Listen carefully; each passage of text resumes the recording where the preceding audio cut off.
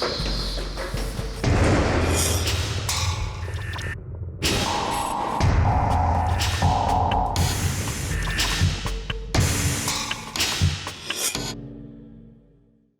sommes-nous pour ces nouvelles coulisses? Est-ce que vous reconnaissez ces drapeaux? Eh bien oui, c'est à la sortie d'Arnage. Ça s'appelait autrefois la Mancelle de Fonderie et ça s'appelle maintenant Kronite Mancelle et c'est dirigé par Ghislain Breton. Bonjour. Bonjour Pascal, bonjour, bienvenue. Merci de nous accueillir dans cette entreprise que j'avais franchement envie de découvrir. On se demande ce qui se passe ici.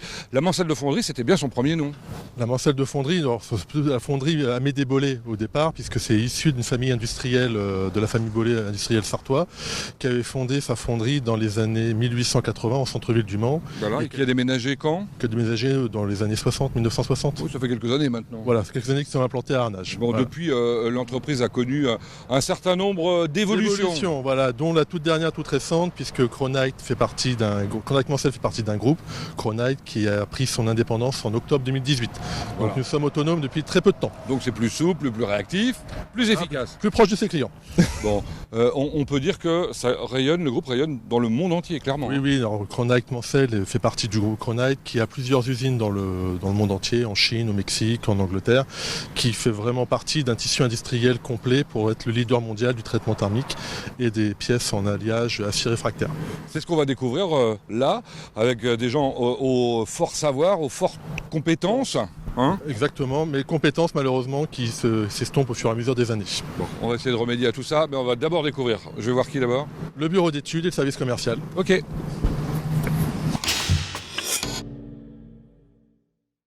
Ça doit être ici le bureau d'études par lequel on va commencer. Vous êtes Samuel? Oui, bonjour Pascal. Bonjour Samuel. Bureau d'études, on voit bien. Il y a des pièces prototypes là, visiblement, toutes les couleurs, ça a l'air sympathique. Et puis il y a des gens qui travaillent. Oui, alors avec Didier et Agnès, et ainsi qu'Alexis. Très bien. Bon, alors expliquez-moi ce que sont ces pièces là derrière.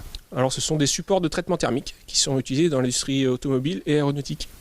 On va peut-être en détailler un. Je crois que vous avez préparé quelque chose. Oui, alors c'est un concept qu'on a conçu donc en plastique au préalable pour montrer aux clients. Donc ça sort en 3D. C'est ce que vous allez ensuite fabriquer et qui sert à supporter des pièces du client. Ceci, c'est la pièce du client qui est supportée sur les montages de traitement thermique. Et donc, ça, c'est le final. Donc ça, c'est la pièce finale qui correspond donc au concept.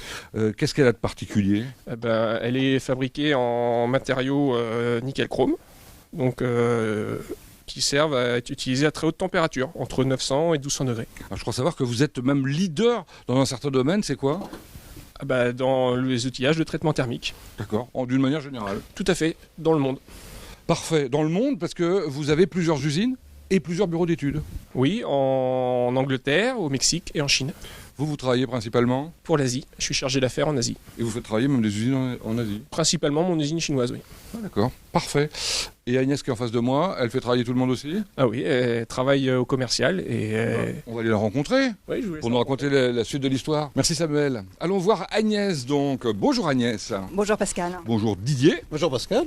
Alors Agnès, donc on fabrique ces pièces-là, je l'ai bien compris, mais pas seulement ici à Kronite Mancelle. On coule également des barreaux pour les incinérations d'ordures ménagères, alliage au chrome résistant à la corrosion, et on usine le graphite et le composite pour résister à très haute température pour l'aéronautique principalement. D'accord. Pour ce qui est des ordures ménagères, on a bien compris, c'est pour des centres comme la Chauvinière par exemple. Voilà, c'est à peu près 15% de notre production. Pour le traitement thermique, c'est 70%. Il reste 15% pour le graphite composite. Parfait. On exporte à partir d'Arnage dans le monde entier? Dans le monde entier. Et moi, par contre, je suis responsable pour la France, que je partage avec un collègue, Thierry Lefébure. Lui exporte en Belgique et moi en Suisse. Donc, si j'ai bien compris, vous avez choisi la simplicité, c'est le francophone. Il n'y a plus que le Québec à faire de votre part. Voilà, on le dira pas trop. Merci en tout cas de cette présentation. Allez, on va découvrir comment on fabrique tout ça. Bon, nous voilà. On va découvrir enfin ce qui se passe derrière ces grands murs. J'ai rendez-vous avec Pascal Hersemel. C'est vous? Oui, bonjour. Bonjour, Pascal Hersobel, vous êtes le responsable des méthodes. Où sommes-nous là actuellement? Alors ici, nous sommes dans la partie administrative de la production. Ouais. Donc nous avons ici la logistique, les méthodes, la qualité et le responsable de production qui permettent de gérer l'ensemble de la fabrication des pièces. C'est l'entrée en quelque sorte de l'usine, quoi. Tout à fait. Derrière, nous avons le modelage, la fonderie et la finition qui font vraiment concrètement les pièces. D'accord, et qu'on va découvrir tout au cours de cette journée, bien évidemment. Les méthodes, ça consiste en quoi? Alors ça consiste à définir le process pour, dans un premier temps, chiffrer les pièces et dans un deuxième temps, ensuite, fabriquer les outillages qui permettront de mettre les pièces à disposition du client. Il y a combien de personnes aux méthodes? Alors on est une dizaine de personnes pour fabriquer à peu près 150 outillages par an. Ouais, ça veut dire que ça demande 2-3 jours quoi, par outillage. Vous me montrez à quoi ça ressemble un outillage? Alors j'ai ici un exemple de pièce par exemple. Pardon? Ah bon? Dans votre bureau alors? Ok. Alors l'outillage virtuel là pour l'instant. Voilà, donc dans un premier temps on travaille sur la numérisation de la pièce effectivement. Ici l'objectif donc c'est de définir quel process nous permettra de fabriquer la pièce. Donc ici le dessus et le dessous pour faire un moule. D'accord. Et puis surtout que ça se déboule facilement j'imagine. Bon, qui vais-je voir maintenant pour justement nous montrer tout ça? Alors Thierry Rousseau et Arnaud Barbier vont vous montrer la fabrication des outillages. Génial. Merci.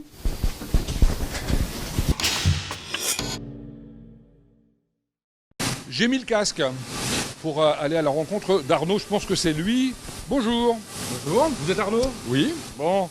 Alors votre métier c'est quoi? Alors, modeleur UGV. D'accord, donc c'est bien vous qu'on doit venir voir. Votre travail consiste en quoi? À usiner les modèles de fonderie. On vous a envoyé, que Pascal vous a envoyé, qu'on a vu tout à l'heure sur l'informatique. Soit nous, du bureau des méthodes, une CAO, la pièce en 3D. Et, Qu'est-ce qui se passe à ce moment-là?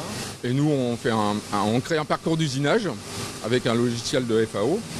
Et après, on vient usiner les modèles avec les 230. Mais entre-temps, vous avez préparé, j'allais dire, la matière. On a une phase de collage en résine polyuréthane. D'accord. Combien de temps ça met à être usiné? Entre 15 et 150 heures.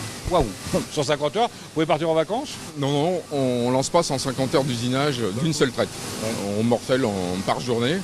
Mais par contre, le week-end, il arrive qu'on lance entre 20 et 30 heures d'usinage. Mais vous avez un contrôle à distance? On a une petite webcam qui nous permet de vérifier si les usinages sont bien terminés. Un mot là, j'ai l'impression de reconnaître la pièce qu'on a vue tout à l'heure sur l'informatique. Oui, c'est une Inspire, oui. C'est la pièce... C'est le modèle, mais en plusieurs unités. Plusieurs éléments, oui. D'accord. Parfait. Après, il y a une autre étape, c'est la finition, c'est ça? Au modelage traditionnel avec Thierry Rousseau. Thierry Rousseau. Bon, on va aller le voir. Merci Arnaud.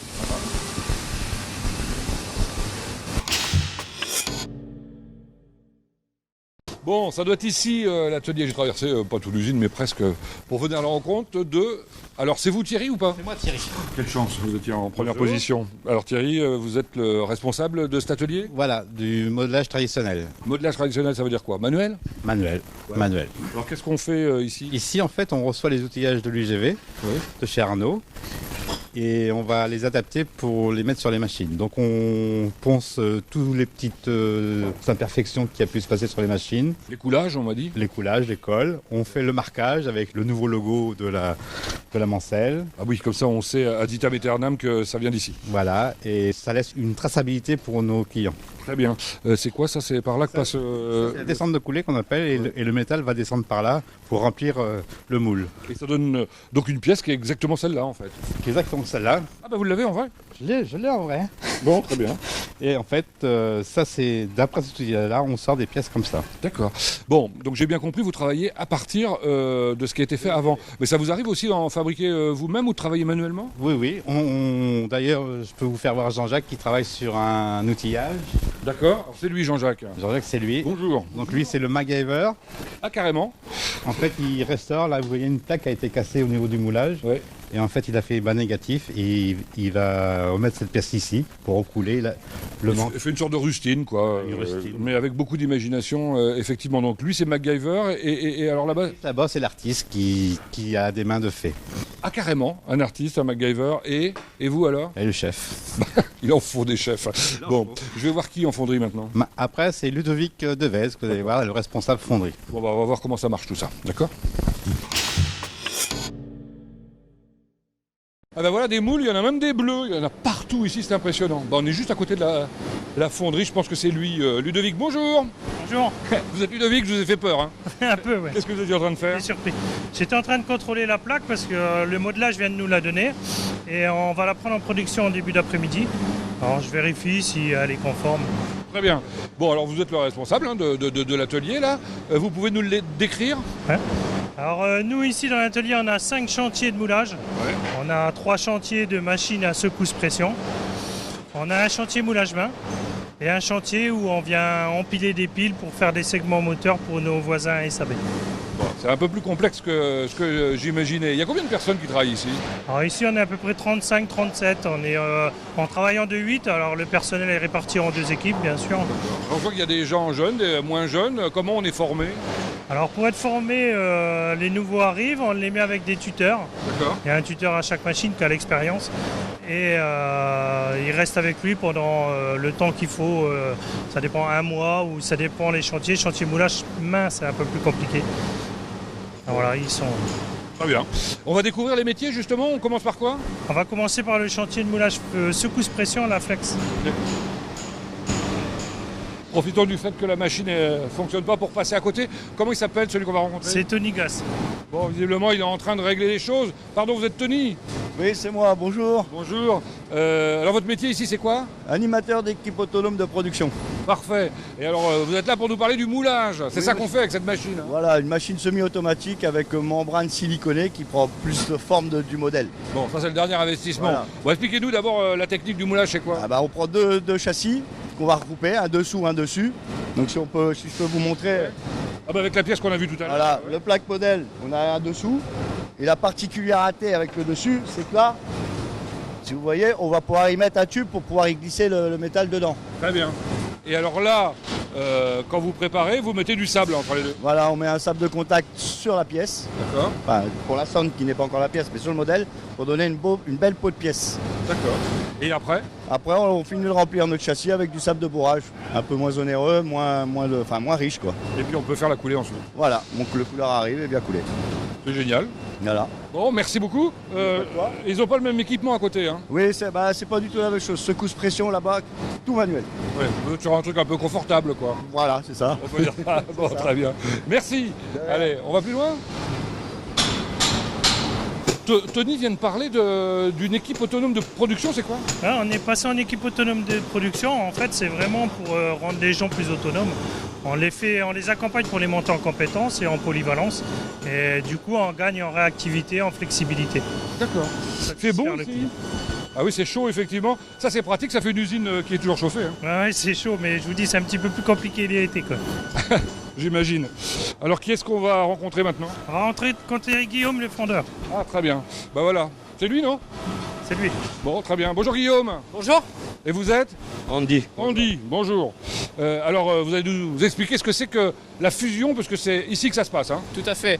Donc ici, nous avons 6 fours de fusion. Ouais. Donc c'est l'endroit où on vient fondre le métal avant de remplir les moules. C'est là les grands trous, là. Les fours sont ici. D'accord. Nous avons 6 fours d'une capacité chacun de 600 kg. Ça demande combien de temps? Nous mettons 1 heure pour fondre une charge. Alors, qu'est-ce qu'on trouve à l'intérieur? Qu'est-ce qu'on met comme type de matière? Donc nous sommes obligés d'utiliser des matières premières. Le minimum de quantité possible. Ensuite, nous rachetons des pièces en fin de vie à nos clients qu'on vient refondre. Des pièces qui ont été fabriquées ici et qui ne servent plus, quoi. Tout à fait, oui. Ah oui, donc c'est un cercle plutôt vertueux. C'est ça. Bon. Je crois savoir que vous avez des alliages différents, des mélanges différents. Oui, donc nous avons un panel de 70 alliages différents environ, oui. Dont un qui vous est propre. Oui, un alliage a été créé sur le site. C'est un alliage qui est composé de 75% de nickel. D'accord. Et qui est utile et pratique et qui fait votre renommée, je crois. Un mot sur l'équipe que vous formez en quelque sorte avec les couleurs, il faut une parfaite entente. Oui, donc on a 2 fondeurs en permanence par équipe. Le couleur va nous demander de démarrer le four de fusion afin de respecter les délais au niveau du moulage. Sinon, la production est arrêtée. Ah bah oui, donc ça va pas. Merci, on vous laisse travailler tous les deux avec Andy. On va plus loin, on va voir un mouleur? On va aller voir Jason. Ok, un couleur.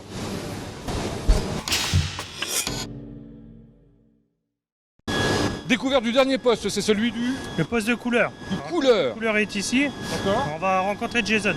C'est lui? Oui. Ah bah génial. Bonjour Jason. Bonjour.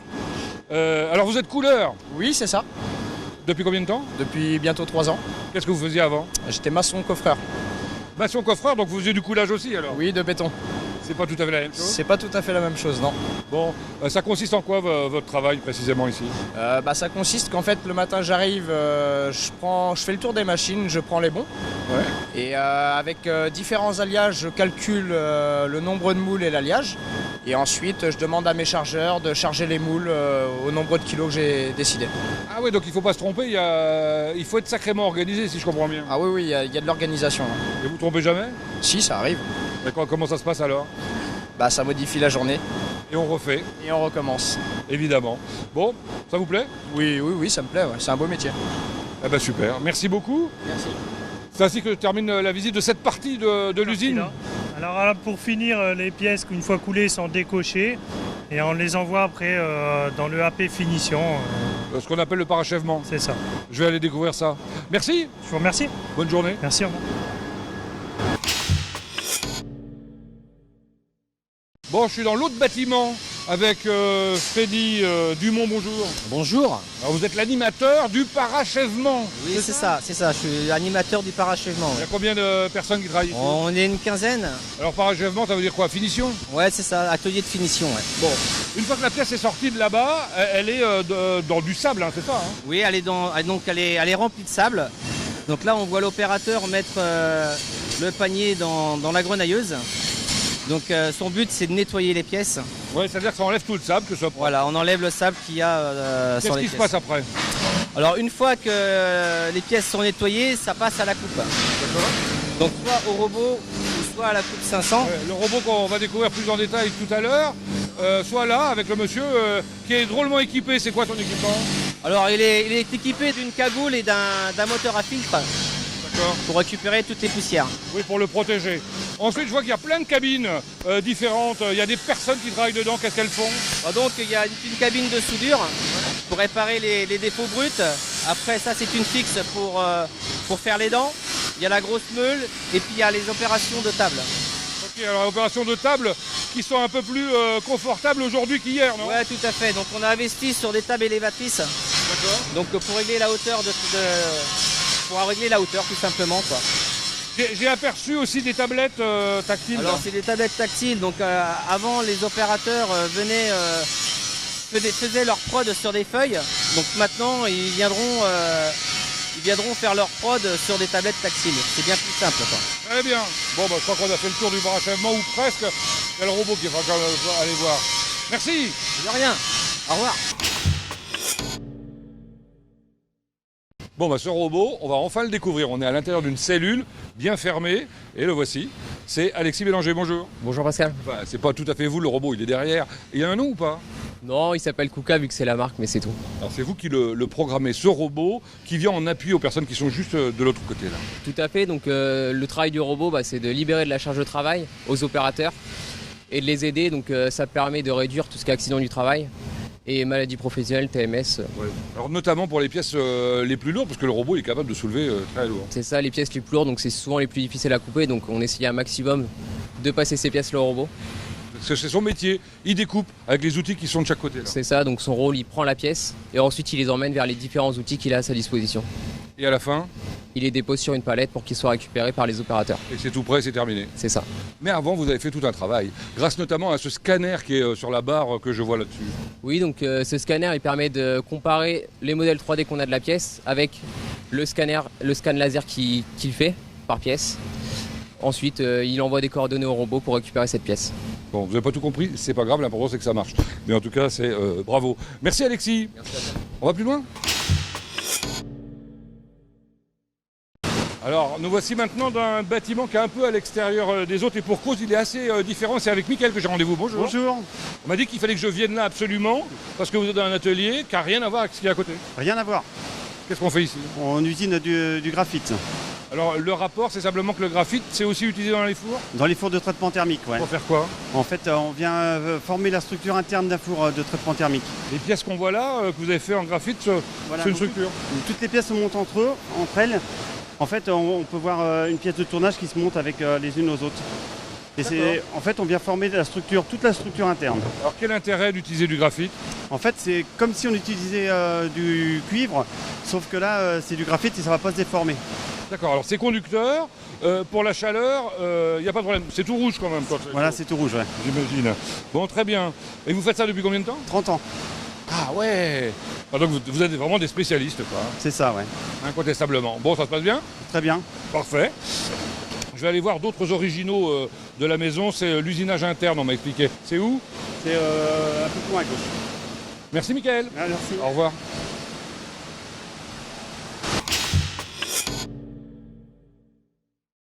Alors là, on a complètement changé de bâtiment, on est beaucoup plus loin dans l'entreprise, mais on est en quelque sorte chez Segment AB. Bonjour Emmanuel. Bonjour. Pas tout à fait chez Segment AB. Non, nous sommes en fait chez Chronite Mancel, dans une partie des locaux de Segment AB qui sont réservés à l'usinage des pièces de fonderie de Mancel. Très bien. Alors, j'ai pu enlever mon casque et mes lunettes. Comment se fait ça? Eh bien parce qu'en fait ici vous êtes dans une zone où une majeure partie des machines sont caractérisées, donc vous n'avez pas à ce moment-là à avoir de casque, ni lunettes, parce qu'il n'y a ni charge haute, ni projection de matière. Alors qu'est-ce qu'on fait ici? Je disais c'est un service particulier proposé par Chronite. Eh bien c'est de l'usinage. En fait on usine tout ou partie des pièces, fonction des demandes soit du client, soit du bureau d'études, par rapport à l'utilisation des pièces au final. Donc c'est un service plus que propose Chronite. C'est ça. Combien de personnes travaillent ici? Alors nous sommes habituellement 3. Nous avons en ce moment le renfort de 2 intérimaires pour satisfaire une petite augmentation d'activité. Et ils travaillent sur des machines, on le voit là, sophistiquées. Alors la machine qui est juste derrière est un tour à commande numérique qui date de 2012, donc qui est d'une conception relativement ancienne, mais c'est une machine récente. Et puis il y en a d'autres un peu plus anciennes, mais qui fonctionnent toujours tout ce qu'il faut. Et qui font du travail de qualité. Merci Emmanuel. Merci, je vous en prie. Alors toutes ces pièces-là, il faut que ça parte. On va aller voir d'où ça part. Bon, cette fois-ci, c'est vraiment la dernière étape, puisque c'est l'étape de l'expédition. Vous avez vu, ça bouge. Et voilà les pièces totalement finies. J'espère que je vais pas me faire écraser. Bonjour, vous êtes Virginie? Bonjour, je suis Virginie. Comment il s'appelle le monsieur qui a failli m'écraser? Eric, il s'appelle. C'est votre collègue? C'est mon collègue. Vous êtes 2 à l'expédition, c'est ça? Nous sommes 2 à l'expédition. Et alors l'expédition, ça consiste à expédier évidemment tout les matériaux terminés. Mon collègue, il emballe. Ça part où là par exemple? Alors ça part en Espagne.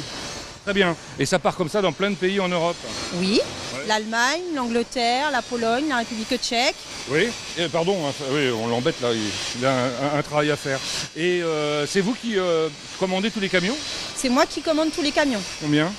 5 grands minimum, et après ça peut être pour l'étranger des camions complets. Alors, les camions, c'est pas seulement le transport, c'est le suivi que vous devez assurer aussi derrière. Le suivi qu'on assure derrière grâce à une plateforme informatique où est-ce qu'on met des étiquettes sur les colis pour suivre nos colis systématiquement. Et alors, comme vous aimez bien les choses un peu plus compliquées, j'ai cru comprendre que de temps en temps vous récupériez des choses que vous aviez envoyées pour les faire revenir ici. On récupère de la marchandise en import pour les faire revenir et les retravailler chez nous. Vous n'avez pas le temps de vous ennuyer? Je m'ennuie pas. Et vous y prenez du plaisir, visiblement? J'aime beaucoup ce que je fais. Eh ben, c'est formidable. Merci beaucoup. Merci à vous. Allez, on va voir les bureaux maintenant. Une petite recherche, elle n'est pas à son bureau, elle est dans une salle de réunion, en train d'en préparer une évidemment. C'est Géraldine Beldan, bonjour. Bonjour. Vous êtes la responsable du développement RH chez Chronite Mancel. Combien de personnes travaillent ici? Actuellement, on a 133 personnes. Plus quelques intérimaires de temps en temps? Oui, c'est ça. En moyenne, on tourne environ avec 25 à 30 intérimaires à l'année. En fonction de la charge, quoi, bien évidemment. La particularité, on l'a vu ici, c'est qu'il y a beaucoup de gens d'un certain âge, parce qu'on est tellement bien qu'on reste longtemps. C'est ça. Moi-même, ça fait 19 ans bientôt que je vais être ici. Ouais. Et puis en plus, c'est difficile de trouver des gens formés, j'imagine. Oui, on a une difficulté en fait au niveau de nos ateliers puisque on n'a plus les filières qui forment les personnes à nos métiers au niveau du moulage ou du meulage même. Alors, comment vous faites? Alors on forme sur les postes en interne une fois qu'on a recruté avec des personnes en intérim et puis au fur et à mesure avec des tuteurs qui les suivent. Bon, j'ai l'impression que les tuteurs aiment leur métier, donc ils doivent aimer partager aussi. D'ailleurs, ils aiment aussi s'amuser une fois par an, d'après ce que je crois savoir, à l'occasion d'une fête. Oui, donc ça fait un petit moment, je ne saurais dire quand, mais en fait, on organise la Saint-Éloi, la fête des fondeurs, au mois de novembre. Et à cette occasion, on remet notamment les médailles du travail. Et puis un petit spectacle, etc.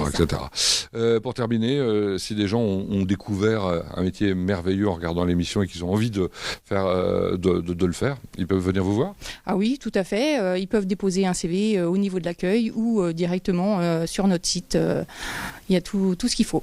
C'est noté. Merci Géraldine de nous avoir accueillis. On va essayer de trouver maintenant Ghislain Breton. Et c'est ainsi que se termine déjà cette émission. Quel dommage. J'ai rendez-vous avec Ghislain dans l'entrée. Merci de nous avoir accueillis. Merci à vous d'être venus. Je voudrais saluer aussi Lydia qui nous avait accueillis ce matin, qu'on n'a pas pu saluer. Bonjour Lydia. Ghislain, vraiment ils sont sympas, hein, les gens de chez Kronite. C'était très agréable. Ce fut agréable aussi pour nous. C'était enrichissant. Une belle journée. Juste un mot. Pourquoi vous ne faites pas visiter l'usine ? Parce que vraiment il y a des choses incroyables à découvrir. Alors nous sommes régulièrement sollicités. Le problème c'est que pour des raisons de sécurité, nous refusons d'accueillir des personnes extérieures. Évidemment, suis-je bête. Ce que j'ai vu dans cette usine, c'est une vraie complexité dans la mise en place du process. Oui, il faut être une vraie alchimie pour coordonner les activités de moulage, de fusion, afin d'obtenir la meilleure pièce possible. Et alors, ce qui m'a amusé, ça vous me l'avez expliqué au moment du déjeuner, c'est que même la météo joue sur ce process. Oui, comme nous travaillons à partir de sable humide, les conditions de chaleur ou d'humidité peuvent influer sur la teneur du sable et donc dégrader nos pièces. Incroyable. Bon, pour terminer, quelques mots sur l'avenir, que vous voyez radieux évidemment. Oui, radieux, plein de nouveaux projets, plein de nouvelles technologies en développement afin d'attaquer les meilleurs marchés. Donc de l'innovation. Plein d'innovation. Merci de nous avoir accueillis encore une fois. Quant à nous, on se retrouve bientôt dans les coulisses d'une autre entreprise merveilleuse aussi, ailleurs en Sarthe.